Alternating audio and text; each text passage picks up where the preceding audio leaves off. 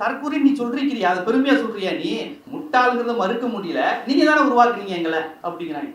அப்ப நம்ம எப்பேற்பட்ட ஆட்கள்கிட்டலாம் நம்ம வடிவேலு சொல்ற மாதிரி எப்படி சிக்கிருக்கோம் பாத்தீங்களா? நம்ம சீமான் ஒரு பக்கம், விஜய் ஒரு பக்கம், எல்லா பத்திரிகையும் பாருங்க, தலித்துகள் ஓட்டு அவ்வளவுதாங்க இங்க விஜய்கிட்ட தான் போகும். எந்த கணக்கெடுப்புன்னு எனக்கு தெரியல, எங்க போய் கருத்து கணிப்பு எடுத்தாங்கன்னே தெரியல. நானும் பல பேர்ட்ட கேட்டேன், விழுப்புரம் கடலூர்லாம் எடுத்துட்டாங்களா, யாரும் எடுக்க வந்தாங்களா தெரியல. ஃபர்ஸ்ட் 10% அப்புறம் 20% இப்பெல்லாம் கேட்டா 43, 44% இருக்குங்க விஜய்.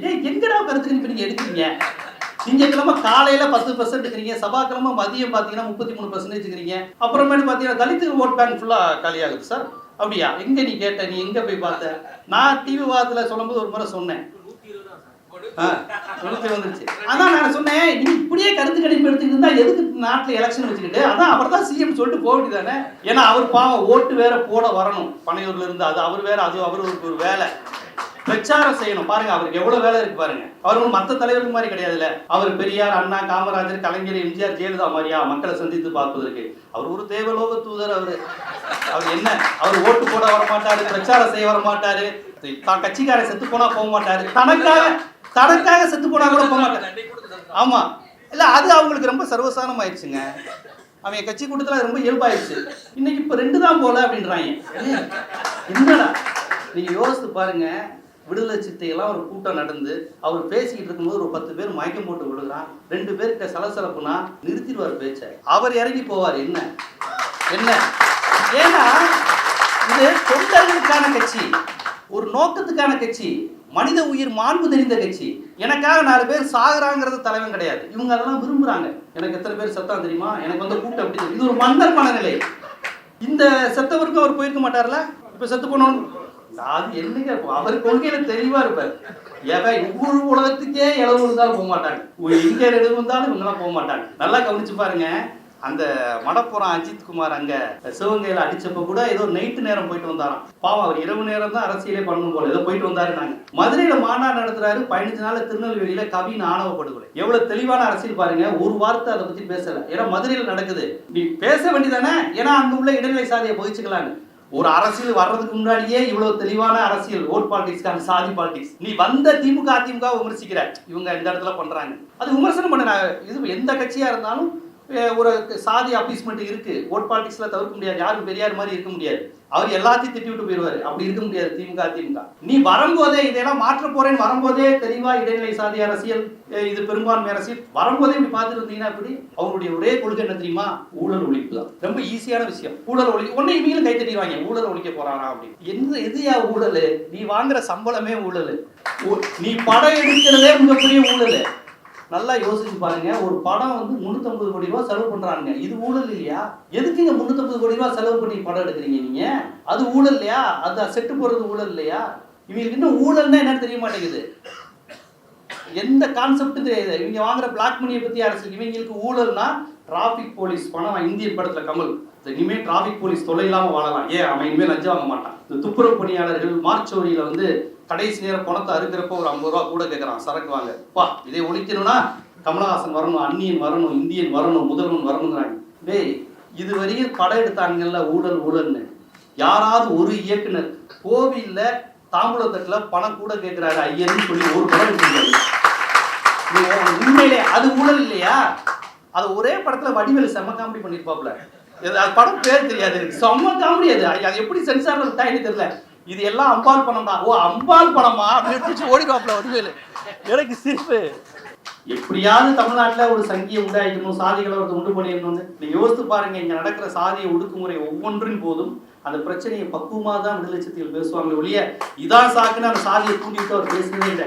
பேசியிருந்தா பெரிய கலவரமாயிருக்கும். அதைத்தான் சங்கி விரும்புறாங்க. அவனுக்கு வந்து பிசி மேலேயும் அக்கறை கிடையாது, எஸ்சி மேலேயும் அக்கறை கிடையாது. அவங்க 2 பேருமே அவங்களுக்கு கீழே தான், காலில இருந்து வந்தவன் தான், அடிச்சு சாவணுங்கிறதா விருப்பம். அது நடக்க மாட்டேங்குது.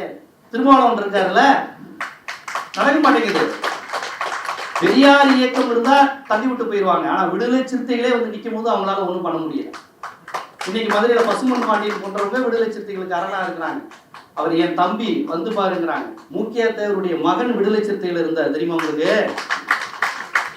மூக்கியா தேவர் உங்களுக்கு வட தமிழகத்தில் உள்ள விடுதலை சிறுத்தைகள் கூட அந்த வரலாறு தெரியாது, தெற்க உள்ளவங்க தான் தெரியும். மூக்கியா தேவருடைய மகன் மூக்கியா பசும்பொன், அவர் பேரையே திருமா பசும்பொன்னு மாத்திக்கிட்டு அவர் இருந்தாரு, மதுரை மேயர் தேர்தலில் வேட்பாளராக இருந்தாரு. இதெல்லாம் யாருக்கு, விடுதலை சிறுத்தைகளை பத்தி இதெல்லாம் யாருக்கு தெரியும்? விடுதலை சிறுத்தைகள் எஸ்சி கட்சி, அவங்களுக்கும் பாமகவுக்கும் ஆகாது, வன்னியர்களுக்கும் அவங்களுக்கும் ஆகாது, ஆகக்கூடாது. எவ்வளவு ஆசை. அவர் எல்லா தளங்களிலும் தமிழராக ஒன்றிணைந்து மட்டும்தான் அவர் போராடிட்டு இருக்கார். மூக்கியாத்தவர் மகன் வந்து அவர் கட்சியில சேருவாரா? அது நடந்தது. அப்ப இப்படி ஒரு தலைவரை காலம் தந்த தலைவன் தான். இப்படி ஒரு தலைவன் இல்லைன்னா அந்த காலத்தை நினைத்து கூட பார்க்க முடியல என்னால. ஒருத்தர் என்னன்னா மஞ்சள் வீரன், எது டிடிஎஃப் வாசன், இவரை மாதிரி பைக் ஓட்டணும்னாங்கிறான். நம்ம பையன்கள்லாம் நல்லா கவனிச்சு பாருங்க, இந்த மாதிரி போற பசங்க யாரும் பார்ப்பனர்கள் கிடையாது. எல்லாம் வன்னியர், தேவர், நாடார், பறையர் பசங்க தான். இந்த மாதிரி மோகத்துல வீணாகுது. யாராவது பார்ப்பனர்கள் அப்படி இருக்கிறாங்களா? பார்ப்பனர் பசங்க கிடையாது. ஃபுல்லா இதுதான் பெரியார் சொன்னாரு, அவன்கிட்ட இருந்து கத்துக்கோ அப்படின்னாரு பெரியார். அப்ப நம்ம அதைத்தான் இந்த டிடிஎஃப் வாசன் பின்னாடி, விஜய் பின்னாடி, அஜித் பின்னாடி, இதைத்தான் திருமாவளவன் 15 வருஷத்துக்கு முன்னாடியே சொன்னாரு. என் பக்கம் ஏன்பா கூட்டுறீங்க? நான் என்ன நடிகைகளை சுத்தி வந்திருக்கேனா, கட்டி பிடிச்சிருக்கேனா? என் பக்கம் ஏன்பா வரீங்கன்னு இந்த 2011 தோல்விக்கு பிறகு ரொம்ப வேதனையோட பேசினார். வன்னியர்கள் ராமதாஸுக்கு ஓட்டு போடல, பறையர்கள் எனக்கும் ஓட்டு போடல, எல்லாம் சினிமா நடிகர்களுக்கு தான் ஓட்டு போடுறீங்கன்னு அப்பயே சொன்னார். 2011 தோல்வியின் போதே அவர் பேசின இது, இப்படி நடிகர்கள் பின்னாடி போகாதீங்கன்னு. இன்னைக்கு வரையும் தலித்துகளையும் வன்னியர்களையும் அவன் நடிகர் பின்னாடி போகணுங்கிறதான் வலதுசாரிகளுடைய திட்டம். இப்போ காலம் தந்த தலைவன் தொல் திருமாவளவன் என்ற அதி அவசியமான ஒரு அற்புதமான ஒரு கருத்தாடலை நாம் இன்று நிகழ்த்து கொண்டிருக்கிறோம். இந்த மேடையை நமக்கு அமைத்து தந்த தந்தை பெரியார் திராவிட கழகத்திற்கு முதல் நான் என் நன்றியை தெரிவித்துக் கொள்கிறேன். அது மட்டும் இல்லாமல் தொடர்ச்சியாக பெரியாருக்கு எதிராக வருகின்ற எல்லா கடைப்பாறைகளையும் அடித்து நொறுக்குகின்ற வேலையை செய்து கொண்டிருக்கக்கூடிய அன்பிற்கினிய தம்பி தோழர் மனோஜ் அவர்களுக்கு என்னுடைய நன்றியை தெரிவிக்கிறேன். ஏன்னா இது ரொம்ப முக்கியமானது. எல்லாத்துக்கும் ஒரு ஆரம்பம் வேணும் அப்படின்னு கமல் ஒரு படத்தை சொல்லுவார், வசூல்ராஜா பிபிஎஸ்ல. அது மாதிரி இதை ஒரு பணியா நீங்க போங்க ஒரு விஷயங்கள்ல, நான் இதை பார்த்துக்கிறேங்கிற மாதிரி டோன்ல தோழர் மனோஜ் இந்த விஷயத்த தொடர்ச்சியா செய்துக்கிட்டு இருக்கிறாரு. அதை உண்மையிலேயே நம்ம எல்லாருமே பாராட்டணும். பெரியாரியவாதிகள், அம்பேத்கரிய, மார்க்சிய சிந்தனையாளர்கள் எல்லோரும். ஏன்னா அவங்க நம்ம செய்ய வேண்டிய எல்லா பணியும் சேர்த்து அவர் செஞ்சுக்கிட்டு இருக்காரு. அதை நம்ம பாராட்டணும் முதல்ல. இப்ப இந்த நேரத்துல நாம இன்று இளைஞர்களை அரசியல்படுத்த வேண்டிய நிலையில் நம்ம இருக்கிறோம். நம்ம இளைஞர்கள் தான் அவங்களுக்கு டார்கெட். ஏன்னா அவங்கள்ட்ட என்னைக்குமே எண்ணிக்கை படம் இருந்தது இல்லை. கூட்டம் ஃபுல்லா அவங்க பயதான். இவனை தான் பிடிச்சிட்டு போய் நமக்கு எதிராக திட்ட வைக்கிறது, பெரியாருக்கு எதிராக பேச வைக்கிறது, விடுதலை சிறுத்தைகளுக்கு எதிராக அவதூறு பரப்ப வைக்கிறது. யாரெல்லாம் யாரு? நம்ம பயில வச்சுதான் பண்ண வைப்பாங்க. அப்ப நம்ம இளைஞர்கள்ட்ட நம்ம உரையாட வேண்டிய அவசியம் இருக்கு. நாம உரையாடாம விட்டதனுடைய விளைவுதான் இந்த வலதுசாரி பத்திரிகைகள்லாம் இளைஞர்கள்ட்ட உரையாடுது. அரசியலற்ற ஒரு பெரிய கூட்டம் உருவாயிருச்சு. இன்னைக்கு நான் விவாதங்கள்ல விஜய்க்கு பின்னாடி அரசியலற்ற ஒரு கூட்டம் இருக்கு அப்படின்னா, அந்த விஜய் ஆதரவாளர்கள் என்னை பார்த்து கேட்குறாங்க, அதை உருவாக்குனது நீங்க தானே? இதுல என்னன்னா பெருமை இருக்கு. அதாவது அரசியலற்ற கூட்டங்கிறத ஒத்துக்கிறாங்க. அரசியலற்ற கூட்டமா இருக்கு, ஒரு திராவிடம்னா தெரியல, இந்துத்துவம்னா தெரியல, தேசியம்னா தெரியல, இப்படி ஒரு கூட்டம் உருவாயிருச்சுன்னா அந்த விஜய் ஆதரவாளர்கள் என்னை பார்த்து கேட்குறாங்க, அப்ப இத்தனை ஆண்டு கால திராவிட ஆட்சியில் தானே இது உருவாக்கியது அப்படிங்கிறாங்க. அப்ப தற்கூரி நீ சொல்றீங்கிறியா? அதை பெருமையா சொல்றியா? நீ முட்டாளுங்கிறத மறுக்க முடியல, நீங்க தானே உருவாக்குறீங்க எங்களை அப்படிங்கிறாங்க. அப்ப நம்ம எப்பேற்பட்ட ஆட்கள்கிட்டலாம் நம்ம வடிவேலு சொல்ற மாதிரி எப்படி சிக்கிருக்கோம் பாத்தீங்களா? நம்ம சீமான் ஒரு பக்கம், விஜய் ஒரு பக்கம், எப்படியாவது இவங்களை வச்சு நம்ம எதுவும் பண்ணிட முடியாதான்னு துடிக்கின்ற வலதுசாரிகள் கூட்டம். வலதுசாரிகள் என்னைக்குமே அதுதான், பெரியார் காலத்திலிருந்தே அதுதான். நேரடியா மோதி பார்ப்பாங்க. பிற்படுத்தப்பட்ட ஒடுக்கப்பட்டவர்ல இருந்தே ஒருவரை எடுத்து பெரியாருக்கு எதிராக பேசுவாங்க. குலக்கல்வி திட்டத்தை ராஜாஜி கொண்டு வந்த போது ஆதரித்த ஒரே கட்சி தமிழரசு கழகம், மாபோசியோட தமிழரசு கழகம். குலக்கல்வி திட்டத்தை ஆதரிச்ச ஒரே கட்சியா தான். காங்கிரஸ் கூட ஆதரிக்கல, காமராஜர் ஆதரிக்கல. காங்கிரஸ்ல இருந்த 4 லீடர்ஸ் எல்லாருமே எதிர்க்க ஆரம்பிச்சிட்டாங்க ராஜாஜியை. ஆனா மாபோசி ஆதரிச்சாரு. அதை நம்ம அப்படி புரிஞ்சுக்க கூடாது, இப்படி புரிஞ்சுக்கணும். இன்னைக்கு விவாதங்களை வலதுசாரிகள் ஒரு விளக்கம் தருவாங்களா, அது மாதிரியான விளக்கத்தை மாபோசி அன்னைக்கே தந்தார். இந்தியை திணித்த போது ஆதரித்த ஒரே கட்சி தமிழரசு கழகம், மாபோசி. பெரியார் இந்தியை அழிச்சிட்டு போனா இவர் மண்ணெண்ணெயை ஊத்தி அதை திருப்பி இந்தியை கொண்டு வேலையை பார்த்தாங்க. தமிழ்நாட்டில் தமிழ் பார்ப்பனர்களை வைத்து திருமணம் செய்யக்கூடாது, தெலுங்கு பார்ப்பனர்களை வைத்து திருமணம் செஞ்சாதான் சமஸ்கிருத உச்சரிப்பு நல்லா இருக்கும் என்று சொல்லியவர் மாபோசி. இப்ப யாருன்னா மாபோசி யாரு? மாபோசி ஒரு ஒடுக்கப்பட்ட சமூகத்தை சேர்ந்தவர். புரியுதுங்களா? எங்க இருந்து அவங்க அடிப்பாங்கங்கிறது புரிஞ்சுக்கோங்க. இன்னைக்கு சீமான் மாதிரி தான், அந்த கடப்பாறைகள் மாதிரி தான். சோ இதை நம்ம எப்படியாக நாம் எதிர்கொள்ளணும்? நம்மள மாதிரியே கருப்பா இருக்கிற ஒருத்தர் நம்மளை கல்ல விட்டு அடிக்கிறான், நம்ம மொழி பேசுறவன் நம்மளை கல்ல விட்டு அடிக்கிறான். பிற்படுத்தப்பட்ட ஒடுக்கப்பட்ட இடஒதுக்கீடு வேணும்னு சொல்லக்கூடிய ஒரு கூட்டம் இன்னைக்கு பெரியாருக்கு எதிராக பேசுது, விடுதலை சிறுத்தைகளுக்கு எதிராக பேசுது, திராவிட இயக்கங்களுக்கு எதிராக பேசுது. அப்ப அவனுக்கு முன்னால புரியல. ஜென்டில்மேன் அப்படிங்கிற ஒரு திரைப்படம் வந்தது. அந்த படம் இடஒதுக்கீடுக்கு எதிரான படம். ஆனா அந்த படத்தை பார்த்த இளைஞர்களுக்கு எத்தனை பேருக்கு அந்த படம் இடஒதுக்கீடுக்கு எதிரான படம்னு தெரியும்? அது சிக்கு ரயில் மட்டும் தான் அவனுக்கு தெரிஞ்சு. அதுதான் சுஜாதாவுடைய இது, சுஜாதா வசனம். அந்த படத்துல வந்து பாத்தீங்கன்னா 91 குளோபலைசேஷன் வருது இந்தியாவுக்கு, சந்தையை திறந்து விடுறாங்க.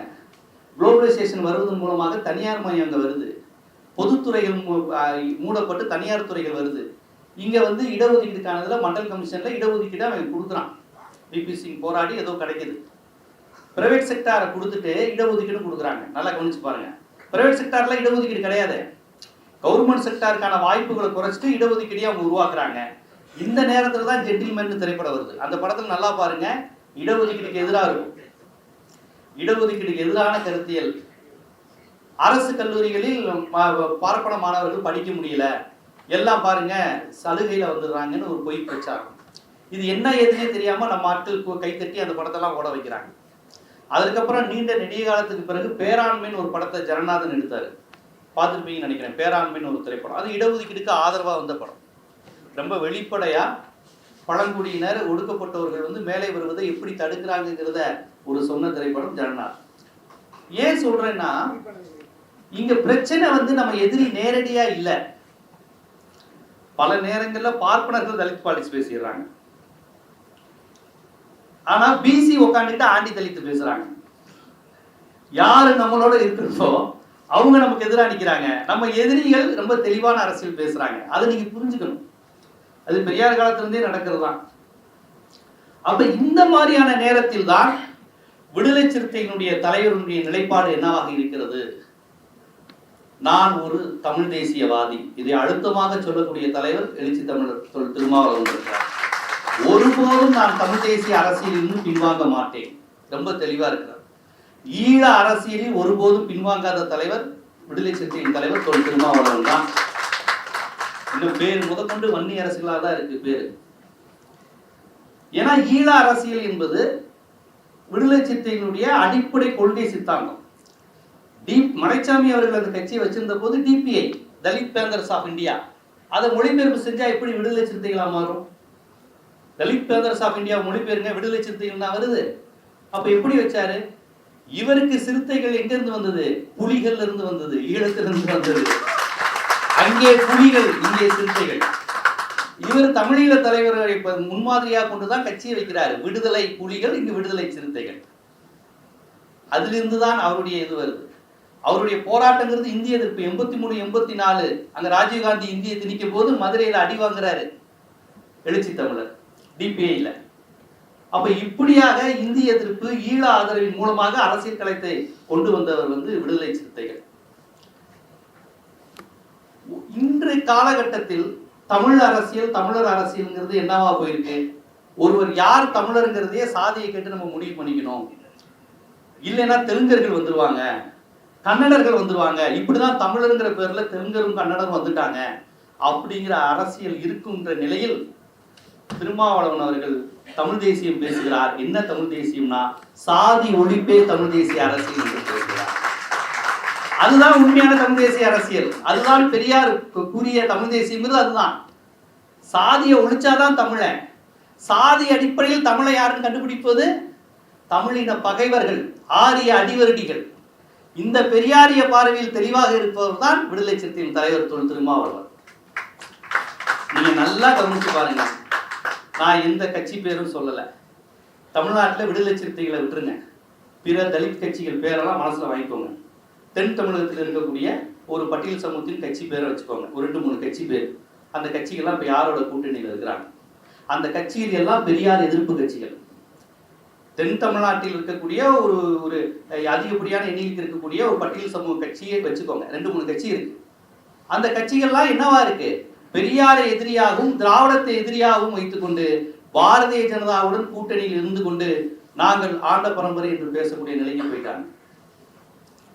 உங்களுக்கு வட தமிழகத்தில் இருக்கக்கூடிய ஆதி திராவிட கட்சிகள் பட்டியல் சமூக கட்சியில் எடுத்துக்கோங்க. உங்களுக்கு தெரிஞ்ச கட்சிகள் பேரெல்லாம் வச்சுக்கோங்க, எந்த கட்சி பேரையும் சொல்லலை. எல்லாம் அம்பேத்கர் படத்தை போட்டுக்கிட்டு RSS ஆதரவாளர்களாக செயல்படுறாங்க. சென்னை திருவள்ளூர் பகுதியில் இருக்கக்கூடிய தலித் கட்சிகள் எடுத்துக்கோங்க, அவர்களும் அப்படிதான். யார் உங்களுக்கு எதிரினா பெரியார் எதிரி, திராவிட எதிரி, திராவிடத்தால் வீழ்ந்தோம். இதை சொல்லாத ஒரே தலித் கட்சி என்னவாக இருக்கு? விடுதலை சிறுத்தைகள் மட்டும்தான். இருந்தா நீங்க சொல்லுங்க, இல்லைங்க விடுதலை சிறுத்தைகள் மட்டுமா இருக்கு, இருக்கிற எல்லா தலித் கட்சிகளும் திராவிட ஆதரவு பெரியார் ஆதரவு கட்சிகளா இருக்குன்னா கிடையவே கிடையாது. இன்னும் சொல்ல போனா ஒரு 20-25 ஆண்டுகளுக்கு முன்பு கூட தலித் கட்சிகள் பெரியார் படம், அம்பேத்கர் படம், மார்க்ஸ் படத்தெல்லாம் போட்டாங்க. இப்ப அவர்கள் பெரியார் படத்தை போடுறது கிடையாது. ஏன்னா திராவிடத்தால் தான் நாம் வீழ்ந்தோம் அப்படிங்கிற அரசியலுக்குள்ள போய் நீங்கெல்லாம் தமிழ் சாதி, தேவேந்திர குல வேளாளர்கள் தமிழ் ஜாதி, பறையர்கிறவன் தூய தமிழன், நீ எதுக்கு அருந்ததியை சேர்த்துட்டு தலித் அரசியல் பேசுற? நீ ஏன்பா அருந்ததிகளை பேசுற? அவங்க தெலுங்கு பேசுவாங்க, கன்னடம் பேசுவாங்க. பறையருங்கிறது மூத்த குடி, சாம்பவா, இது தமிழ் தான், இதுதான் பார்ப்பனருக்கு மூத்த குடி. நீ எதுக்கு சக்கிலியரோட சேர்த்துட்டு தலித்துக்கிற அடையாளத்தை சேர்த்துக்கிற?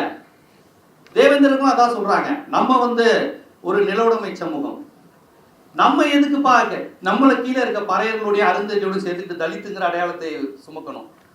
திராவிட கட்சிகள் நம்மளை அப்படி ஆக்கிருச்சு.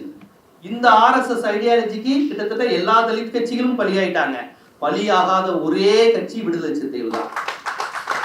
அவருக்கு எவ்வளவோ வள விரிச்சாங்க, எவ்வளவோ இந்துத்துவ அமைப்புகள் பேசி பார்த்தாங்க. பெரியார திட்டுங்க, திராவிட இயக்கத்தை திட்டுங்க, பெரியாரிடமிருந்து விடுபடுங்க, இந்த தமிழர் பேசாதுங்க, பறையர் அரசியல் மட்டும் பேசு. பெங்களூர் குணான்னு ஒருத்தர் இருக்காரு, எவ்வளவு அழகா பறையர் அரசியல் பேசுறாரு, நீங்க ஏன் பேச மாட்டேங்கிறீங்க? பறையர் அரசியல் பேசு, அது மூலமா தமிழ் தேசியம் பேசு. இங்க இருக்க தெலுங்கு கன்னடர்களை எதிரு, உழைக்கும் தொழிலாளர் இருக்கிற அருந்ததியர்களை எதிரியா பாரு. இந்த அரசியலா பெங்களூர் குணா உருவாக்கின அரசியல் தான். இந்த அரசியல்லாம் விடுதலை சிறுத்தைகளுக்கு 30 ஆண்டுகளுக்கு முன்பே தெரியும். அதெல்லாம் தெரியாமலாம் கிடையாது. அவர் இன்னும் சொல்ல போனா தமிழ்நாட்டின் பெரும்பான்மை சமூகம் 2 சமூகம் தான் எல்லாருக்கும் தெரியும், வன்னியரும் பறையரும். அப்ப பெரும்பான்மை சமூகமாகவும் இருக்கிறாங்க, தமிழ்குடி சமூகம் அவங்க வரையறைப்படி தூய தமிழராகவும் இருக்கிறாங்க. இயல்பாக அந்த அடிப்படைவாத அடையாள அரசியலுக்குள் போய் இந்துத்துவ அரசியலுக்கு போய் நல்ல பணம் பண்ணலாம், நல்ல திராவிடத்தை திட்டலாம். இன்னைக்கு அதுக்கு நல்ல மார்க்கெட்டு. உண்மையிலே இன்னைக்கு திராவிட எதிர்ப்பு பெரிய மார்க்கெட்டுங்க.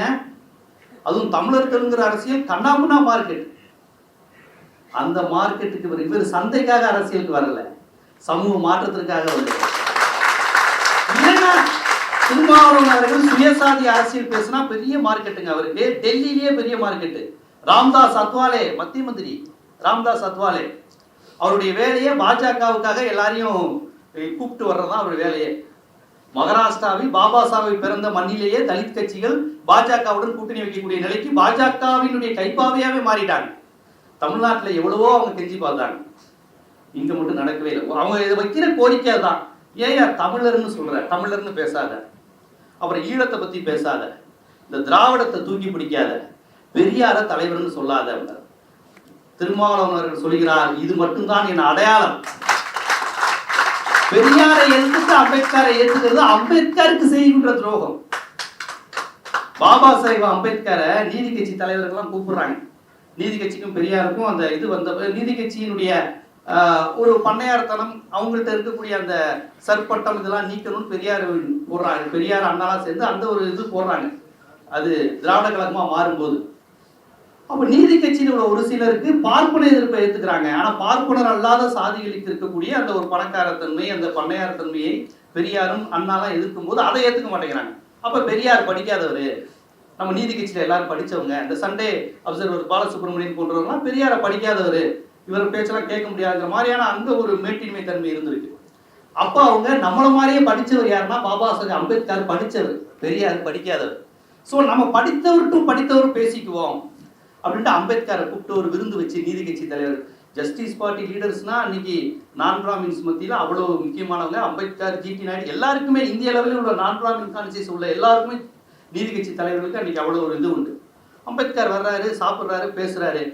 நீதி கட்சி தலைவர்லாம் சொல்றாங்க, இந்த மாதிரி நாங்கள் பெரியாரை நீக்கிட்டு நீதி கட்சியை நடத்த போறோம் அப்படின்னு முடிவெடுத்த போது அம்பேத்கர் சொல்கிறார், பெரியாரை நீங்க விட்டுட்டீங்கன்னா எல்லாமே போயிடும்.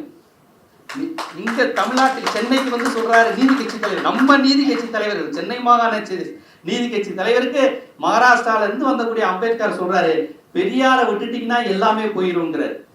இதை குறித்து எழுதும்போது குருசாமியா யாரோ எழுதியிருக்கிறாங்க, சோறு போட்டு உதவி வாங்கிய கதைன்னு எழுதியிருப்பாங்க. அம்பேத்கருக்கு சோறு போட்டு பெரியாரை திட்டுங்க அப்படின்னு சொன்னப்ப உடை வாங்கிய கதை அப்படின்னு சொல்லியிருப்பாங்க. அப்ப கருத்தியல் ரீதியாக அவர் மராத்தியா இருக்கலாம், தந்தை பெரியார் தமிழரா இருக்கலாம், ஆனா ரெண்டு பேருமே சமூக நீதி சமத்துவங்கிற அடிப்படையில் ஒன்னா இருந்தாங்க. ஏங்க, பாபா சாஹேப் அம்பேத்கர் மராத்தி, எந்த மராத்தியத்தில் அவருடைய சாதி ஏன் ஒழிய விட்டுங்கிற நூலை வந்து மொழிபெயர்த்தாங்க? எந்த தலித் அமைப்பு மொழிபெயர்த்தாங்க? அங்க உள்ள தலித் அமைப்புகளே அம்பேத்கரை மகர்னு பார்க்கக்கூடிய தன்மை உண்டு. அவர் தலித் இல்லைங்க, மகர்களுக்கு அப்படின்லாம் ஒரு உண்டு. அவர் என்ன சொல்லப்போனா மதமாற்றம் பண்ணும் போதே மகர்கள் தான் அதிகம் வந்தாங்கிற விமர்சனம்லாம் உண்டு. ஆனால் அப்போது தந்தை பெரியார் தான் இந்த படிக்கிறார். அவருடைய ஸ்பீச் அது, சாதி ஏன் ஒழிய வேண்டும்ங்கிறது பாபா சாஹேப் அம்பேத்கருடைய ஸ்பீச். அதை தலித் அமைப்புகள் யார்கிட்டயோ கொடுத்து அவர் பேசும்போது அம்பேத்கரோட ஸ்பீச்சை பார்த்துட்டு அவங்க சொல்லிட்டாங்க, என்னங்க ஜாதி ஒழியணும்னு நீங்க சொல்லியிருக்கீங்கன்றாங்க அம்பேத்கர்.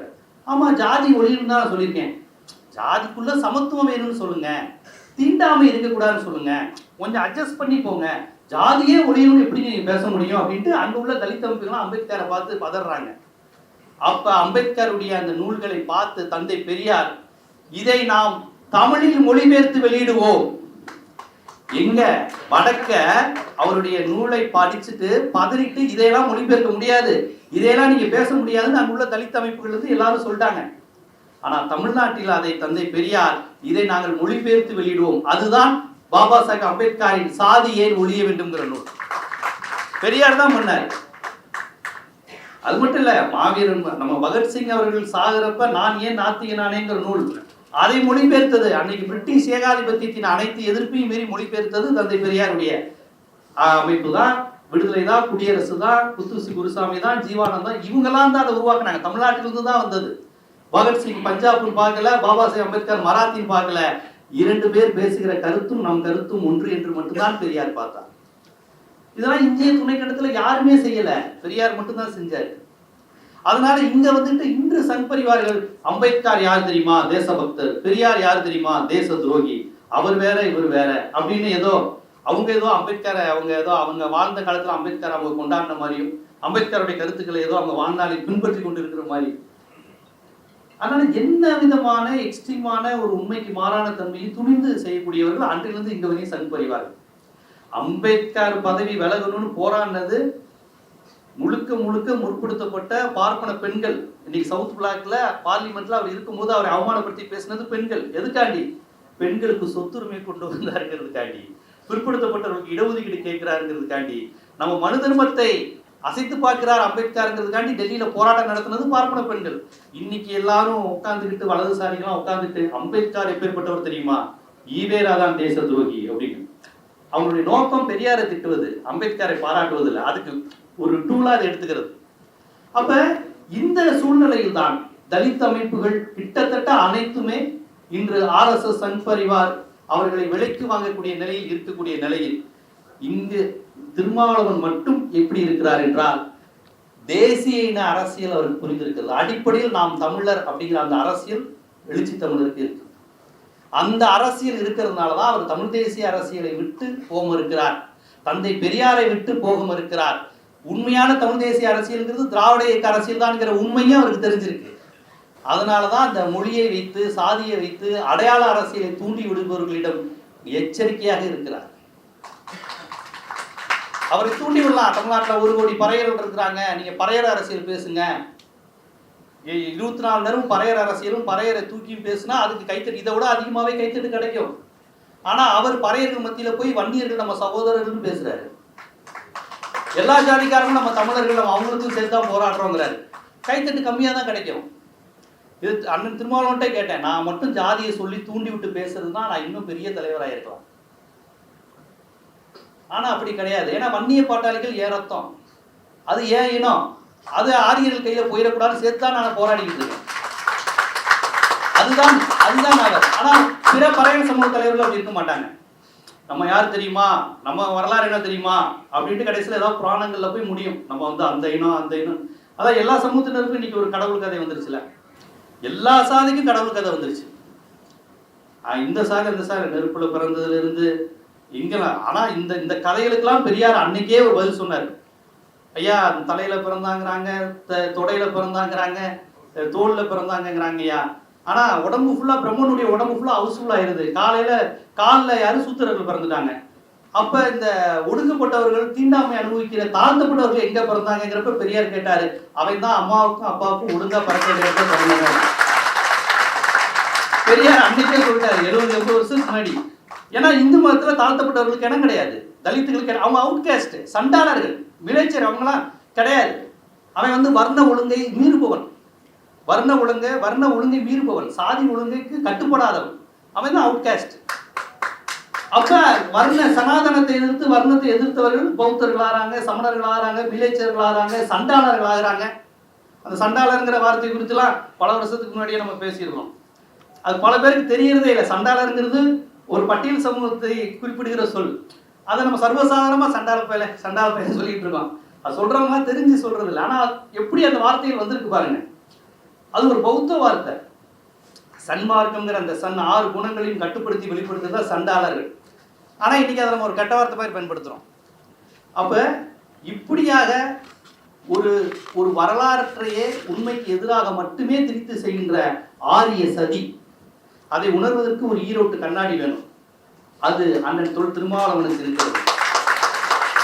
அதனால்தான் நீங்க சொல்லுறீங்க, ஒரு பெரும்பான்மை சாதியாகவும் இருந்துட்டு ஒடுக்கப்பட்ட சாதியாகவும் இருந்துட்டு இவ்வளவு எளிதா உணர்ச்சி வயப்படாமல் இருக்க முடியாது. எளிதா தூண்டி விட்டுறலாம். என்னண்ணே தமிழ்நாட்டில் நம்ம மட்டும் தானே பெரிய சாதி, நம்ம தானே வடக்கு முழுக்க நம்ம தான், தமிழ்நாடு முழுக்க பரவி இருக்கிற ஒரே சமூகம் நம்ம சமூகம் தான் அப்படின்ட்டு நீங்க மேடையில பேசினாருன்னா பாருங்க பத்திக்கும். அவர் அப்படி தூண்டி விட விரும்பல. ஏன்னா அவர் தன்னை பறையரா என்னைக்கு நினைச்சது இல்லை, தமிழரா மட்டும்தான் நினைக்கிறாரு. நான் தமிழ் தேசியவாதி, எனக்கு ஈழம் உண்டு. மயிலை மாங்கொல்லையில ஒரு 10-12 ஆண்டுக்கு முன்னாடி மீட்டிங், ஏதோ அந்த கூட்டணி சீட்டு கிடைச்சிருச்சு அப்படிங்கிறது குறித்து, அந்த சம்பவம் குறித்து அதை எப்பவுமே அந்த ஒரு சர்ச்சையை ஓடிக்கிட்டே இருக்குல்ல, சீட்டு உங்களுக்கு குறைவா தராங்க. அப்போ ஏதோ ஒரு இதில் அலைன்மெண்ட்லாம் முடிஞ்சதுக்கப்புறம் திருமாவளவன் சொல்றாரு, எனக்கு சீட்டு கிடைச்சி கொஞ்சம் இதில் இடம் கிடைச்சது மகிழ்ச்சியான்னு கேட்குறாங்க. எனக்கு எது மகிழ்ச்சினா, தனி ஈழம் கிடைத்தால் மகிழ்வேன், தனியா தமிழனுக்கு என்று நாடு கிடைத்தால் மகிழ்வேன். இந்த ஒரு சீட்டு 2 சீட்டு கூட கிடைக்கலங்கிறது என் லட்சியமே கிடையாது. அதை அவர் பலமுறை சொல்லியிருக்காரு. மீண்டும் உங்களுக்கு 6 சீட்டு தானா, 10 சீட்டு தானா. அவர் என்ன சொல்றாரு, பவர் பாலிடிக்ஸ்லாம் அதுக்கான பேரம் நடக்கும், ஆனா ஏதோ இதுதான் என்னுடைய அடையாளம் நீங்க நினைக்க கூடாது அப்படிங்கிறது சொல்றாரு. எனக்கு மகிழ்ச்சினா என் தமிழ் தேசிய இனத்துக்கென்று ஒரு நாடு, என் ஈழத்துல எனக்கு என்று ஒரு நாடு, இந்த அரசியல் இருந்து வந்தவன் நான். என்னை நீ திருப்பி 2 சீட்டா 3 சீட்டான்னு நீ பாக்குற, நீ தூண்டி விடுவதற்கு நான் வழியாக மாட்டேங்குவார். அப்ப இந்த அரசியலாம் நம்ம தெரிந்து கொள்ளணும். இதை நம்ம தமிழ் சமூகத்துல இன்னைக்கு இளைஞர்கள்கிட்ட சொல்லி விடணும். ரொம்ப அழகா வலதுசாரி பத்தியெல்லாம் நடிகர் வந்துட்டா தலித்துகள் ஓட்டெல்லாம் நடிகருக்கு தான் போகும். அதை பரப்பிக்கிட்டே இருக்கிறாங்க. எது ஒண்ணு வேணும்னு நினைக்கிறாங்களோ அதை அவங்க பரப்பிக்கிட்டே இருப்பாங்க. எல்லா பத்திரிகையும் பாருங்க, தலித்துகள் ஓட்டு அவ்வளவுதாங்க இங்க விஜய்கிட்ட தான் போகும். எந்த கணக்கெடுப்புன்னு எனக்கு தெரியல, எங்க போய் கருத்து கணிப்பு எடுத்தாங்கன்னே தெரியல. நானும் பல பேர்கிட்ட கேட்டேன், விழுப்புரம் கடலூர்லாம் எடுத்துட்டாங்களா, யாரும் எடுக்க வந்தாங்களா தெரியல. ஃபர்ஸ்ட் 10% அப்புறம் 20%. இப்பெல்லாம் கேட்டா 43-44% இருக்குங்க விஜய். எங்கடா கருத்து கணிப்பு நீங்க எடுக்கிறீங்க? திங்கக்கிழமை காலையில 10% இருக்கிறீங்க, செவ்வாய்க்கிழமை மதியம் பாத்தீங்கன்னா 33% இருக்கிறீங்க. அப்புறமேட்டு பாத்தீங்கன்னா தலித்து ஓட் பேங்க் ஃபுல்லா காலியாகுது சார். அப்படியா? எங்க நீ கேட்ட, நீ எங்க போய் பார்த்த? நான் டிவி வாரத்துல சொல்லும்போது ஒரு முறை சொன்னேன், வந்துருச்சு. அதான் நான் சொன்னேன், நீ இப்படியே கருத்து கணிப்பு எடுத்துக்கிட்டு இருந்தா எதுக்கு நாட்டுல எலெக்ஷன் வச்சுக்கிட்டு? அதான் அவர் தான் சிஎம் சொல்லிட்டு போக வேண்டியதானே. ஏன்னா அவர் பாவம் ஓட்டு வேற போட வரணும் பனையூர்ல இருந்து, அது அவர் வேற, அது அவருக்கு ஒரு வேலை, பிரச்சாரம் செய்யணும். பாருங்க அவருக்கு எவ்வளவு வேலை இருக்கு பாருங்க. அவர் ஒன்றும் மற்ற தலைவருக்கு மாதிரி கிடையாதுல்ல. அவர் பெரியார், அண்ணா, காமராஜர், கலைஞர், எம்ஜிஆர், ஜெயலலிதா மாதிரியா மக்களை சந்தித்து பார்ப்பதற்கு? அவர் ஒரு தேவலோக தூதர். அவர் என்ன, அவர் ஓட்டு போட வர மாட்டாரு, பிரச்சாரம் செய்ய வர மாட்டாரு, தான் கட்சிக்கார செத்து போனா போக மாட்டாரு, தனக்காக செத்து போனா கூட போக மாட்டாரு. ஆமா இல்ல, அது அவங்களுக்கு ரொம்ப சர்வசாதாரணம் ஆயிடுச்சுங்க. அவங்க கட்சி கூட்டத்தில் ரொம்ப இயல்பாயிடுச்சு. இன்னைக்கு இப்ப 2 தான் போல அப்படின்றாங்க. என்னடா நீங்க யோசித்து பாருங்க. விடுதலை சித்தையெல்லாம் ஒரு கூட்டம் நடந்து அவர் பேசிக்கிட்டு இருக்கும்போது ஒரு 10 பேர் மயக்கம் போட்டு விழுகிறான். 2 பேர்கிட்ட சலசலப்புனா நிறுத்திடுவார் பேச்ச. அவர் இறங்கி போவார். என்ன என்ன ஏன்னா இது தொண்டர்களுக்கான கட்சி, ஒரு நோக்கத்துக்கான கட்சி, மனித உயிர் மாண்பு தெரிந்த கட்சி. எனக்காக 4 பேர் சாகுறாங்கிறது தலைவன் கிடையாது. இவங்க அதெல்லாம் விரும்புறாங்க. எனக்கு எத்தனை பேர் சத்தம் தெரியுமா, எனக்கு வந்து கூட்டம் அப்படி, இது ஒரு மன்னர் மனநிலை. அது ஒரு பெருமையா நினைக்கிறாங்க. வேற யாருக்காவது இந்த கூட்டம் இருக்கா பேசுறாங்க டிவி விவாதங்கள்ல பக்கத்துல உட்காந்துட்டு, இது மாதிரி திமுகவால கூட்ட முடியுமா, இது மாதிரி விசிகா கூட்ட முடியுமா? நிறைய அவன் கூட்ட மாட்டான்டா, அவன் தொண்டர்களை மதிக்கிறான், அவன் கொள்கைக்காக கட்சி நடத்துறான், இப்படி சாகடிக்கிறதுக்காக கட்சி நடத்துறான். இந்த செத்தவருக்கு அவர் போயிருக்க மாட்டார்ல, இப்ப செத்து போனோம். அது என்னங்க, அவர் கொள்கையில தெளிவா இருப்பார். ஒவ்வொரு உலகத்துக்கே இளவு இருந்தாலும் போக மாட்டாங்க, எங்க எதுவும் இருந்தாலும் இவங்கெல்லாம் போக மாட்டாங்க. நல்லா கவனிச்சு பாருங்க. அந்த மடப்புறம் அஜித் குமார் அங்க சிவகங்கையில அடிச்சப்ப கூட ஏதோ நைட்டு நேரம் போயிட்டு வந்தாராம். பாவம், அவர் இரவு நேரம் தான் அரசியலே பண்ணணும் போல, ஏதோ போயிட்டு வந்தாரு. நாங்க மதுரையில மாநாடு நடத்துறாரு. 15 நாள் திருநெல்வேலியில கவின் ஆணவ படுகொலை. எவ்வளவு தெளிவான அரசியல் பாருங்க. ஒரு வார்த்தை அதை பத்தி பேசல. ஏன்னா மதுரையில் நடக்குது, நீ பேச வேண்டியதானே, ஏன்னா அங்க உள்ள இடைநிலை சாதியை பகிச்சுக்கலான்னு. ஒரு அரசியல் வர்றதுக்கு முன்னாடியே இவ்வளவு தெளிவான அரசியல், ஓட் பாலிடிக்ஸ்க்கான சாதி பாலிடிக்ஸ். நீ வந்த திமுக அதிமுக விமர்சிக்கிற, இவங்க இந்த இடத்துல பண்றாங்க, அது விமர்சனம் பண்ண. இது எந்த கட்சியா இருந்தாலும் ஒரு சாதி அப்பீஸ்மெண்ட் இருக்கு. ஓட் பாலிடிக்ஸ்ல தவிர்க்க முடியாது. யாரும் பெரியார் மாதிரி இருக்க முடியாது, அவர் எல்லாத்தையும் திட்டி விட்டு போயிடுவாரு. அப்படி இருக்க முடியாது திமுக அதிமுக. நீ வரும்போதே இதெல்லாம் மாற்ற போறேன்னு வரும்போதே தெளிவா இடைநிலை சாதி அரசியல், இது பெரும்பான்மை அரசியல் வரும்போதே இப்படி பார்த்துட்டு இருந்தீங்கன்னா இப்படி. அப்ப நம்ம இளைஞர்கள் இப்படி ஏன் போறாங்க? அதாவது சினிமா பார்த்து சிரிச்சுட்டு இருக்கான்னு பார்த்தோம். சினிமா பார்த்து தேட்டருக்கு போயிட்டு வராங்க. ஒவ்வொருத்தரும் வெளியே தன்னேரியாவும் சங்கியா மாறிட்டு இருக்காங்க. எதுவும் சிந்திக்கலனாலே நீ சங்கிதான், சிந்திக்க மறுத்தாலே சங்கிதான். நீ இடதுசாரியாகவும் திராவிட இயக்கமாகவும் சிந்திக்கணும் இல்லை. எதை பத்தி எனக்கு கருத்து இல்லைன்னு வந்துச்சுல, மையமா பண்ண போறேன்னு அரசியல் வந்துச்சுல, அப்போ வந்துச்சு ஆபத்து. நான் இடதும் கிடையாது வலதும் கிடையாதுனால, இடதும் இல்லை வலதுனாலே வலதுதான். ஒன்று தொழிலாளி பக்கம் நிற்கணும், ஒன்று முதலாளி பக்கம் நிற்கணும். நான் 2 பேர் பக்கம் நிற்க மாட்டேனாலே நீ முதலாளியோட ஆளுதான். பார்ப்பான், அடிக்கிறான், பார்ப்பன இல்லாத சமூகங்கள்லாம் சூத்திரனாகவும் பஞ்சமனாகவும் இருக்கும். நீ யார் பக்கம் நிற்கிற? 2 பேர் பக்கமும் நின்று பார்ப்போம். இந்த 2 பேர் பக்கம் எப்படி நிற்ப? ஒருத்தையும் சுயமரியாதைக்காக போராடுறான், ஒருத்தையும் அடுத்தவனை இழிவுபடுத்துறான். நீ யாருக்கு பாதிக்கப்பட்ட பக்கம் தான் நிற்கணும். அப்ப என்னைக்கு இந்த நடிகர்கள் என்னைக்குமே அரசியலுக்கு வரும்போது கருத்து சொல்ல மாட்டாங்க. அவங்களுடைய ஒரே கொள்கை என்ன தெரியுமா? ஊழல் ஒழிப்பு தான். ரொம்ப ஈஸியான விஷயம். ஊழல் ஒழிக்க உடனே இவங்களும் கை தட்டிடுவாங்க, ஊழல் ஒழிக்க போறானா அப்படின்னு. எதுயா ஊழல்? நீ வாங்குற சம்பளமே ஊழல், நீ படம் எடுக்கிறதே மிகப்பெரிய ஊழல். நல்லா யோசிச்சு பாருங்க. ஒரு படம் வந்து 350 கோடி ரூபாய் செலவு பண்றாங்க, இது ஊழல் இல்லையா? எதுக்குங்க 350 கோடி ரூபாய் செலவு பண்ணி படம் எடுக்கிறீங்க நீங்க? அது ஊழல் இல்லையா? அது செட்டு போடுறது ஊழல் இல்லையா? இவங்களுக்கு இன்னும் ஊழல்னா என்னன்னு தெரிய மாட்டேங்குது, எந்த கான்செப்டும் தெரியாது. இவங்க வாங்குற பிளாக் மணியை பத்தி அரசியல். இவங்களுக்கு ஊழல்னா டிராபிக் போலீஸ் பணம். இந்திய படத்துல கமல், இனிமேல் டிராபிக் போலீஸ் தொலை இல்லாம வாழலாம், ஏன் அவன் இனிமேல் லஞ்சம் வாங்க மாட்டான். துப்புரவு பணியாளர்கள் மார்ச்சோரியில வந்து கடைசி நேரம் பணத்தை அறுக்கிறப்ப ஒரு 50 ரூபா கூட கேட்கறான், சரக்கு வாங்க. பா, இதை ஒழிக்கணும்னா கமலஹாசன் வரணும், அந்நியன் வரணும், இந்தியன் வரணும், முதல்வன் வரணுங்கிறாங்க. டேய், இதுவரையும் படம் எடுத்தாங்கல்ல ஊழல் ஊழல்னு, யாராவது ஒரு இயக்குனர் கோவில்ல தாம்பூலத்தட்டுல பணம் கூட கேட்கிறாரு ஐயர்னு சொல்லி ஒரு படம் எடுத்துருக்காரு? உண்மையிலே அது ஊழல் இல்லையா? அது ஒரே படத்துல வடிவேலு செம்ம காமெடி பண்ணிருப்பாப்ல, அது படம் பேர் தெரியாது, செம்ம காமெடி. அது எப்படி சென்சார்ல விட்டாயின்னு தெரியல. இது எல்லாம் அம்பாள் பணம் தான். ஓ, அம்பாள் பணமா அப்படின்னு ஓடிடுவாப்ல வடிவேலு. எனக்கு சிரிப்பு. அப்ப நம்ம ஊர்ல எது ஊழல்னு தெரியாது, எது சாதி ஒழிப்புன்னு தெரியாது. இந்த பாலச்சந்தர், மணிரத்னம், கமலஹாசன்லாம் வந்து எது சாதி ஒழிப்புனா பள்ளிக்கூடத்துல சாதி கேட்குறாங்க, அங்கிருந்தா சாதி வளருதான். பள்ளிக்கூடங்கிற கான்செப்ட் உருவாகிறதுக்கு முன்னாடி இருந்து நீ சாதியை வச்சிருக்க, சடங்குகளை வச்சிருக்க, ஒவ்வொரு ஜாதிக்கும் தனி தாலி இருக்கு. எங்க கேஸ்ட்ல இது சாப்பிட மாட்டாங்க, எங்க ஜாதி பொண்ணுங்க 6 மணிக்கு மேல வெளியே வர மாட்டாங்க. இப்படி சொல்லி சொல்லியே ஜாதி சடங்குன்னு ஒரு விஷயத்தை கொண்டு வந்து வச்சுட்டு பள்ளிக்கூடத்துலையும் காலேஜ்லயும் அந்த சாதி கேட்கும் போது ஐயோ ஜாதி வளருதே, இதை ஒழிச்சாதான் சரி வரும். இது இந்த மாதிரி இதை உடனே இவங்க ஜாதி ஒழிப்புன்னு நினைச்சுக்குவாங்க. ஜாதி ஒழிக்கிறதுக்காக கேட்கறது தான் இடஒதுக்கீடு பள்ளிக்கூடத்துல. இவங்க அது ஜாதியை வளர்க்கறதுன்னு நினைச்சுக்குவாங்க. ஊழலுங்கிறது கோவில்ல இருக்கு, ஊழலுங்கிறது கோவில்ல இருக்கு.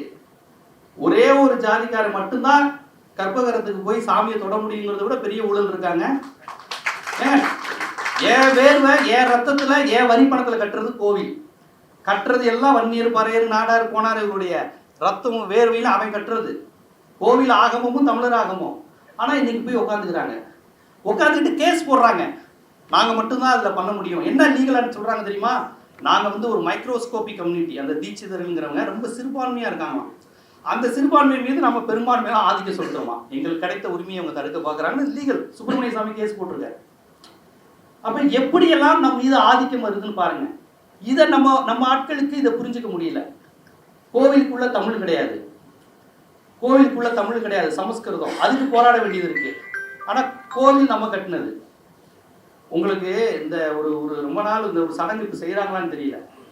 பசுமாட்டை உள்ள விடுவாங்க புதுமனை புது விழா நடத்தும் போது. எதுக்குன்னு கேட்டீங்கன்னா, அந்த மாடு வந்து மூத்திரம் போகணும், அது வந்து வீடு சுத்தமாகும். எதுக்கு தண்ணி ஊற்றி கழுவுனாலே வீடு சுத்தமாகுமே, மாட்டு மூத்திரத்தை வச்சு சுத்தம் பண்ணுறீங்க, எதுவும் மெடிசன் இருக்கானா? அது கிடையாது. இது சூத்திரர்கள் தானே தொட்டு இந்த வீட்டை கட்டியிருப்பாங்க. அதை எப்படி ஒரு பார்ப்பனர் ஆசை கொத்தனார் வேலை பார்த்துக்க மாட்டார். ஒரு அகமுடியரோ, மரவரோ, நாடாரோ, எஸ்சியோ எல்லாரும் சேர்ந்து தானே கட்டியிருப்பாங்க. அவங்க தொட்டதுனால தீட்டாயிருச்சு, அதனால் அந்த சடங்கு செய்கிறோங்கிறாங்க. சரி, இதை பார்ப்பனர்கள் செஞ்சால் ஒரு அர்த்தம் உண்டு. இதை நாடாரும், கோனாரும், மரவரும் செஞ்சுக்கிட்டு இருக்காங்க. பசுமாடை ஐயர் கொண்டு வந்து உள்ளே விடுவார், நாங்கள் பணம் தந்து அனுப்புவோம். அது எதுக்கு பசுமாடை உள்ளே விடுறான்னு தெரியுமா? உன்ன மாதிரி ஆட்கள்லாம் தொட்டால் தீட்டு அசிங்கமாயிருச்சுன்னு சொல்லி கழுவுறான். நீயும் வீடு, ஏன்னா அன்னைக்கு வீடு வாங்க முடியாமல் இருந்தான். இன்னைக்கு திராவிட இயக்கம், பெரியார் இயக்கத்தில் இன்னைக்கு எல்லா மக்களும் படிக்கிறான், முன்னேறான், வீடு வாங்குறான். வீடு வாங்கினதுக்கப்புறம் பார்ப்பனருடைய அடிமைங்கிறது அந்த சடங்குகளை அப்படியே மெயின்டைன் பண்ணலாம். பார்ப்பனர்கிட்ட மட்டும் பேரம் பேசுறதே இல்லைங்க நம்ம ஆட்கள். கேட்குற காசை கொடுக்குறான். என்ன யாகம், என்ன எல்லாருமே தலித்து, வன்னியர் எல்லாரும் பணக்காரன் ஆனவுடனே அவர்களுடைய முதல் ஆசை நம்ம பிராமினுக்கு ஈக்குவலான கேஸ்ட்டுன்னு போயிடணும். நாங்கள்லாம் பீஃப் சாப்பிட மாட்டோம், நாங்கள் புரட்டாசி மாதம் கறிமீன் சாப்பிட மாட்டோம். யார்? சென்னையில் உள்ள மீனவர்கள், ஒடுக்கப்பட்டவர்கள் வாயிலிருந்து வருது இந்த வார்த்தையெல்லாம். அவன் கொஞ்சம் பணக்காரன் ஆகிட்டான். புரட்டாசி மாதம் என்னையா இது? புரட்டாசி மாதம் அச்சய திருதை, இந்த புது புது நிகழ்வுகள் இதெல்லாம் இருக்கிற வரையும் சாதி ஒழியாது, எழுதி வச்சுக்கோங்க. இந்த புது புது கொண்டாட்டங்கள் வருது பாருங்க. நீங்கள் நாங்கள் சாதி பார்க்க மாட்டோம், கடவுள் நம்பிக்கை இல்லை, இன்டர் கேஸ்ட்லாம் பண்ணிக்கோன்னு சொல்லிட்டு சடங்குகளை நீங்கள் மெயின்டைன் பண்ணிக்கிட்டு இருந்தீங்கன்னா சாதி இருந்துக்கிட்டே இருக்கும். சடங்குகள், பண்டிகைகள் மூலமாகத்தான் மதம் வளர்ந்துக்கிட்டே இருக்கு.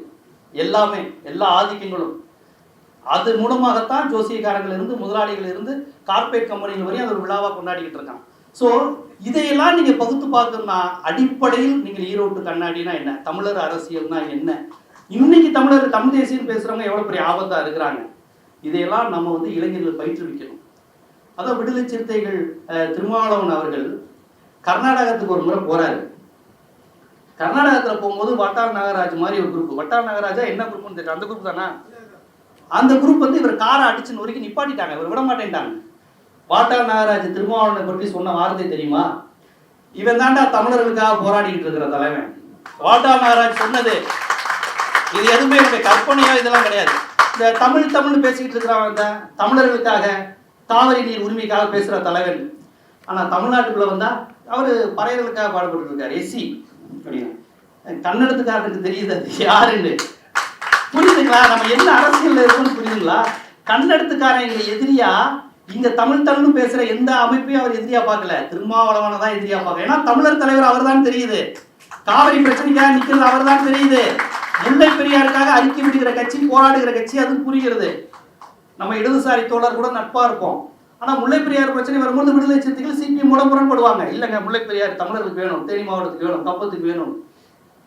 அப்ப இப்படியாக தமிழர்களின் வாழ்வாதார நீராதார போராட்டம், இந்த தமிழர் அரசியல் சாதி ஒழிப்பு அரசியல், இப்படியாக பேசி பேசி அவர் வளர்க்கிறாங்க. சேரியில புலிக்கொடியை பறக்க விட்டது விடுதலை சிறுத்தைகள் தானுங்க. 99ல புலிக்கொடி பறந்துச்சு சேரிகள்ல, மூப்பனாரோட கூட்டணி நினைக்கிறேன். புலிக்கொடிகள்லாம் இருந்தது.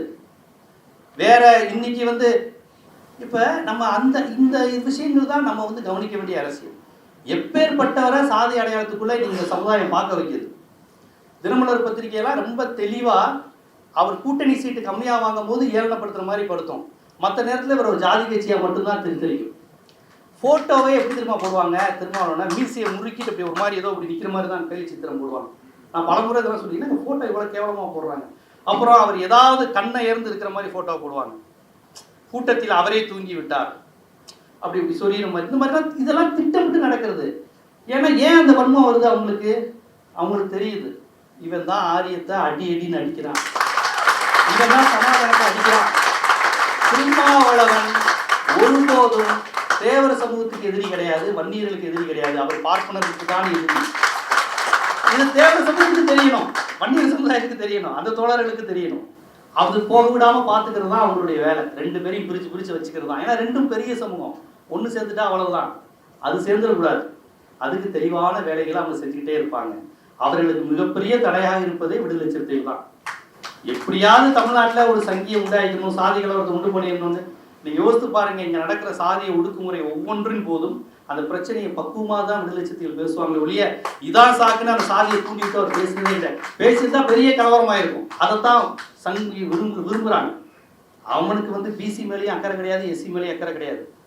அவங்க ரெண்டு பேருமே அவங்களுக்கு கீழே தான், காலில் இருந்து வந்தவன் தான், அடிச்சு சாவணுங்கிறது தான் விருப்பம். அது நடக்க மாட்டேங்குது. திருமாவளவன் இருக்காருல்ல, நடக்க மாட்டேங்குது. பெரியார் இயக்கம் இருந்தா தள்ளி விட்டு போயிடுவாங்க. ஆனா விடுதலை சிறுத்தைகளே நிற்கும் போது அவங்களால ஒன்றும் பண்ண முடியல. இன்னைக்கு மதுரையில பசுமன் பாண்டியன் போன்றவங்க விடுதலை சிறுத்தைகளுக்கு அரணா இருக்கிறாங்க. அவர் என் தம்பி பாருங்கிறாங்க. டிஎன்டி பிரச்சனை இருக்கு. டிஎன்டின்னு ஒரு 68 சமுதாய பிரச்சனைகள் இருக்கு. பிரமலை கல்லர், மறவர், இருளர். அந்த டிஎன்டி பிரச்சனைக்காக அந்த சமுதாயத்தை சேர்ந்த அரசியல் பிரதிநிதிகளே குரல் கொடுக்காத போது அந்த டிஎன்டி 68 சமுதாய மக்களுக்காக குரல் கொடுத்தது விடுதலை சிறுத்தைகள் தான்.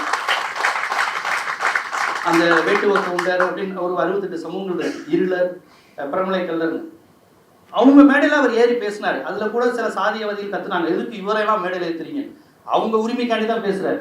அப்ப சமூகம் எப்படி இருக்குன்னு பாருங்க. இதுல இருந்துதான் இன்னைக்கு விஜய்க்கு கூட்டம் வருது, சீமானுக்கு கூட்டம் வருது. திருமாவளவன் ஒருபோதும் போய் மூக்கியா தேவர் மாதிரி ஒரு தமிழர் கிடையாது, ஆனா ஈவேரா மாதிரி ஒரு மோசமானவர் கிடையாதுன்னு திரும்ப பேச மாட்டார். ஆனா அவரும் மூக்கியா தேவரை பத்தி பேசியிருக்காரு, திருமாவளவனும் மூக்கியா தேவரை பத்தி பேசியிருக்காரு. மதுரை பெத்தானியபுரம் நினைக்கிறேன், மதுரை பெத்தானியபுரம் காலவாசல்ல மூக்கியா தேவருக்கு ஒரு விழா நடத்தினார். என்ன விழா? அவர் ஜாதி தலைவர் தானே அப்படின்னு எல்லாரும் பார்த்தீங்க. கச்சத்தீவு போராளி மூக்கியா தேவர்னு மதுரை மாப்பிள்ளை தேட்டர்ல மீட்டிங் நடத்தினார். உண்மையிலே கல்லர், மறவர், அங்கே அந்த சமூகத்தை சேர்ந்தவங்களே மறந்துட்டாங்க. ஏன்னா மூக்கியா தேவருக்கு இப்படி ஒரு பரிணாமமா? திருமாவளவன் பேசுறாருங்க, 1 மணி நேரத்துக்கு மேலே பேசுறாரு. கச்சத்தீவுல அந்த கச்சத்தீவு நம்ம இந்திரா காந்தி பறித்த போது செலியன், ஃபார்வர்டு பிளாக் மூக்கியா தேவர், நாஞ்சில் மனோகரன் இவங்க தான் குரல் கொடுத்து கச்சத்தீவு, ராமநாதபுரம் சேதுபதி தீவுன்னு பேசுறாங்கிறத திருமாவளவன் ஒப்பிக்கிறாரு. அப்படியே மனப்பாடமா சொல்றாரு, சேது தீவு, சேதுபதி மன்னர்களின் தீவு. அதுக்காக குரல் கொடுத்த மூக்கியா தேவர் எம்பி, நாடாளுமன்ற உறுப்பினர். நமது உரிமை கச்சத்தீவு, அதன் போராளி மூக்கியா தேவர் நினைவு போற்றுவோனர். மூக்கியா தேவருடைய மகன் விடுதலை சிறுத்தைகள் இருந்தார், தெரியுமா உங்களுக்கு? மூக்கியா தேவர் உங்களுக்கு வட தமிழகத்தில் உள்ள விடுதலை சிறுத்தைகள் கூட அந்த வரலாறு தெரியாது, கொஞ்சம் தெற்க உள்ளவங்க தான் தெரியும். மூக்கியா தேவருடைய மகன் மூக்கியா பசும்பொன், அவர் பேரையே திருமா பசும்பொன்னு மாத்திக்கிட்டு அவர் இருந்தாரு. மதுரை மேயர் தேர்தலில் வேட்பாளராக இருந்தாரு. இதெல்லாம் யாருக்கு, விடுதலை சிறுத்தைகளை பத்தி இதெல்லாம் யாருக்கு தெரியும்? விடுதலை சிறுத்தைகள் எஸ்சி கட்சி, அவங்களுக்கும் பாமகவுக்கும் ஆகாது, வன்னியர்களுக்கும் அவங்களுக்கும் ஆகாது, ஆகக்கூடாது. எவ்வளவு ஆசை. அவர் எல்லா தளங்களிலும் தமிழராக ஒன்றிணைந்து மட்டும்தான் அவர் போராடிட்டு இருக்கார். இல்லாட்டி மூக்கியா தேவர் மகன் அவர் கட்சியில சேருவாரா? அது நடந்தது. அப்ப இப்படி ஒரு தலைவரை காலம் தந்த தலைவன் தான். இப்படி ஒரு தலைவன் இல்லைன்னா அந்த காலத்தை நினைத்து கூட பார்க்க முடியல என்னால. யோசிச்சு பாருங்க, மற்ற தலித் தலைவர் மாதிரியே திரும்பவும் இருந்து இன்னைக்கு பறையர் சமுதாயம், தமிழ்நாட்டின் பெரும்பான்மை சமுதாயம் நின்றுட்டு நம்மளை மீற யாரு அப்படிங்கிற மாதிரி பேசுற ஆளாயிடுச்சுன்னா என்ன ஆகும்? முழுக்க காவி குடியாயிரும். தொட்டுப்பாரு, நீங்க மட்டும் தான் 12%, நாங்களும் 12% பேசாரு. அவர் என்னைக்காவது பெரும்பான்மைவாதம் பேசியிருக்காரா திருமாவளவன்? ஆனால் அவர் பெரும்பான்மை சாதியை தான் கூட்டமா வச்சிருக்காரு. அவர் நினைச்சிருந்தா அந்த பெரும்பான்மை சாதியத்தை பேசலாம்ல. வன்னியர்களும் பறையர்கள் 2 பேருமே பெரும்பான்மை சமூகம். ஆனா அவர் ஒரு முறை பெரும்பான்மைவாதத்தை பேசுறதே இல்லையே.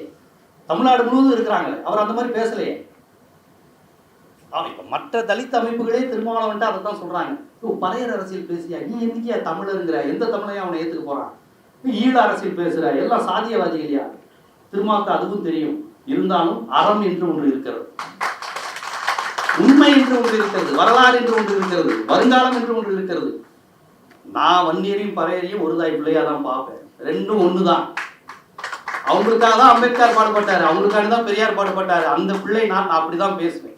அதனால எனது கட்சியில் உள்ளவர்கள் ஒருபோதும் சாதிய உண்மத்தை தூண்டுபவர்களாக இருக்க மாட்டார்கள். நமக்கு எதிரி பார்ப்பன அரசியல் தான். அவன் கொஞ்சம் தள்ளி தான் இருக்கிறான். நமக்கு பக்கத்தில் உள்ளவங்க டக்குனு ஈஸியாக போடுறோம். வடிவேல் சொல்ற மாதிரி, நான் பக்கத்தில் கைக்கு வாக்கா இருக்கிறவன் அப்படிங்கிற மாதிரி வன்னியர் பறையர் பக்கத்தில் இருக்கிறவன அடிச்சுக்கிட்டே இருக்காங்க. உண்மையில் 2 பேருமே ஒன்று சேர்ந்து போராடணும். அந்த அரசியல் தான் கட்சி தொடங்கிய காலத்திலிருந்து அவர் எடுத்துட்டு இருக்கிறார். இன்னும் சொல்ல போனா மலைச்சாமி அவர்கள் விடுதலை சிறுத்தைகள் இந்த இவருடைய சமூகம் கிடையாது, மலைச்சாமி சமூகம் வேற. அப்ப விடுதலை சிறுத்தைகளுடைய தொடக்கத்தில் இருந்தே ஒரு சுயசாதி மறுப்பு இயக்கமாகவும் தமிழர் இயக்கமாகவும் சமூக நீதி இயக்கமாகவும் இந்திய எதிர்ப்பு போராட்டம் திராவிட இயக்க சிந்தனை கொண்ட அமைப்பாகத்தான் விடுதலை சிறுத்தைகள் இருக்கிறது. அதனாலதான் இந்த கட்சியை மட்டும் அவங்க குறி வச்சு தாக்குறது. மற்ற கட்சிகள்லாம் நாங்க ஆண்ட பரம்பரைன்னு சொல்லிடுறாங்களே, இவர் ஒருத்தர் தானே ஆண்ட பரம்பரைன்னு சொல்ல மாட்டேங்கிறாரு. ஆண்ட பரம்பரை அப்படின்னா இன்னைக்கு இத்தனை மன்னர்கள் இருந்து இத்தனை ஆண்டு காலம் நம்ம உண்மையிலேயே ஆண்டு இருக்கோமா? மூளையா யார் இருந்திருக்கிறாங்க? பாண்டிய மன்னருக்கு ஒரு பார்ப்பனர் இருந்திருப்பாரு, சோழ மன்னருக்கு ஒரு பார்ப்பனர் ஜோதிடர் இருந்திருப்பாரு. ரெண்டு பேரையும் மோத விட்டுட்டு அவங்க அனுபவிச்சுட்டு இருக்காங்க. அதுதான் நடந்தது. அதைத்தான் அண்ணன் திருமாவளவன் அவர்கள் சொன்னாங்க. அந்த அரசியல் கூட அது தந்தை பெரியார் பேசின அரசியல் தானே. அவரு தஞ்சை பெரிய கோயிலை பார்த்துட்டு பெரியார் வானலாவே குட்டிச்சோறு அப்படின்னாரு. பெரியார் மாதிரிலாம் போல்டா யாரும் பேச முடியாது. அவருக்கு சோழராது, பாண்டியராது, கண்ணகியாது, கற்பாவது தூக்கி போட்டு போயிட்டே இருப்பாரு. அது ஓட்டு பாலிட்டிக்ஸ் பேசுறவங்களுக்கு தான் இதெல்லாம் தேவை. பெரியார் அதையெல்லாம் போட்டுருவாரு, இது என்னது அப்படின்னு. அதனால பெரியார் பேசிய அரசியல் தான் இன்னைக்கு ஒன்னே அண்ணன் திருமாவை அவங்க புரிய வைக்கிறாங்க. அதாவது நாம மக்களாட்சி அடிப்படையில் அப்ப இயல்பாகவே மன்னருங்கிற தன்மையிலிருந்து விலகிதான் நம்ம வந்திருக்கிறோம். அப்ப இன்னைக்கு நமக்கு திருமாவளவனுடைய செயல்பாடுங்கிறது பெரியாரிய அடிப்படையில், தமிழ் தேசிய அடிப்படையில், அம்பேத்கரி அடிப்படையில், மார்க்சிய அடிப்படையில் எல்லா விதத்திலும் இந்த காலத்திற்கு தேவையான தலைவராக ஆளுமையாக அவர் இருக்கிறார். எல்லா சமுதாய மக்களும் ஒட்டுமொத்த தமிழ் சமூகத்துக்கும் தேவையான ஒரு தலைவராக இருக்கிறார். அதை ஒவ்வொரு தமிழர்களிடம், குறிப்பா நம்ம இளைஞர்களிடமும், டிவி பார்த்துக்கிட்டு இருக்கிற, செல்போன் பார்த்துக்கிட்டு இருக்கிற நம்ம இளைஞர்கிட்ட போய் சேருங்க. இல்லைன்னா கொரியன் பாய்ஸ் யாரோ பிடிஎஸ்னு ஒரு டான்ஸ் குரூப் இருக்கான், அதுக்காக சாகுறேங்குதுங்க நம்ம பிள்ளைங்க. அவனை மாதிரி தான் ஒரு மாப்பிள்ளை வேணும் அப்படின்னு பிடிஎஸ்னு ஒரு குரூப் இருக்கான் கொரியன். ஒருத்தர் என்னன்னா மஞ்சள் வீரன், எது டிடிஎஃப் வாசன், இவரை மாதிரி பைக் ஓட்டணும்னாங்கிறான். நம்ம பையன்கள்லாம் நல்லா கவனிச்சு பாருங்க, இந்த மாதிரி போற பசங்க யாரும் பார்ப்பனர்கள் கிடையாது. எல்லாம் வன்னியர், தேவர், நாடார், பறையர் பசங்க தான். இந்த மாதிரி மோகத்துல வீணாகுது. யாராவது பார்ப்பனர்கள் அப்படி இருக்கிறாங்களா? பார்ப்பனர் வீட்டு பசங்க கிடையாது. ஃபுல்லா இதுதான் பெரியார் சொன்னாரு, அவன்கிட்ட இருந்து கத்துக்கோ அப்படின்னாரு பெரியார். அப்ப நம்ம அதைத்தான் இந்த டிடி வாசன் பின்னாடி, விஜய் பின்னாடி, அஜித் பின்னாடி, இதைத்தான் திருமாவளவன் 15 வருஷத்துக்கு முன்னாடியே சொன்னாரு. என் பக்கம் ஏன்பா கூட்டுறீங்க? நான் என்ன நடிகைகளை சுத்தி வந்திருக்கேனா, கட்டி பிடிச்சிருக்கேனா? என் பக்கம் ஏன்பா வரீங்கன்னு இந்த 2011 தோல்விக்கு பிறகு ரொம்ப வேதனையோட பேசினார். வன்னியர்கள் ராமதாஸுக்கு ஓட்டு போடல, பறையர்கள் எனக்கும் ஓட்டு போடல, எல்லாம் சினிமா நடிகர்களுக்கு தான் ஓட்டு போடுறீங்கன்னு அப்பயே சொன்னார். 2011 தோல்வியின் போதே அவர் பேசின இது, இப்படி நடிகர்கள் பின்னாடி போகாதீங்கன்னு. இன்னைக்கு வரையும் தலித்துகளையும் வன்னியர்களையும் அவன் நடிகர் பின்னாடி போகணுங்கிறது தான் வலதுசாரிகளுடைய திட்டம். இப்போ எல்லா டிவி டிபேட்லையும் உட்காந்துட்டு தலித்து ஓட்டு அவுட்டுன்னு பேசிக்கிட்டு இருக்கிறாங்க. அவுட் ஆக வேண்டியது தலித்து ஓட்டுகள் கிடையாது. அவர்கள் வெற்றி பெற வேண்டியது இந்த பெரியாரிய திராவிட இயக்க சித்தாந்தம். அதுதான் திருமாவளவனின் கனவு. அதனால்தான் அவர் காலப்பட்ட தலைவர் என்பது வாய்ப்பு.